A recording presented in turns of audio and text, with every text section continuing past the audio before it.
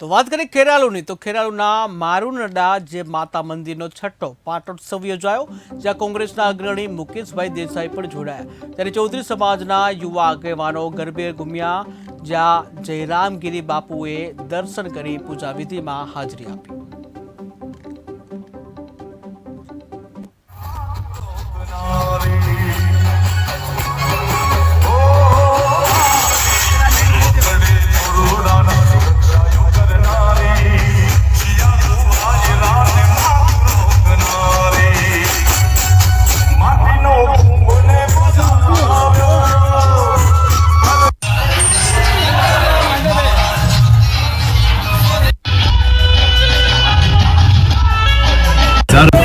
જૂનો છે અને જે મંદિર નવીન બનાવવા આવ્યું એનો છઠ્ઠો પાટોત્સવ આજે અહીંયા યોજવામાં આવ્યો।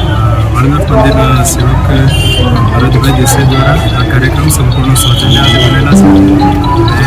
આખા કાર્યક્રમમાં વાત કરીએ તો ચૌધરી સમાજના આસ્થાનું કેન્દ્ર અને બીજા સમાજના આસ્થાનું કેન્દ્ર આ સ્થાનક છે।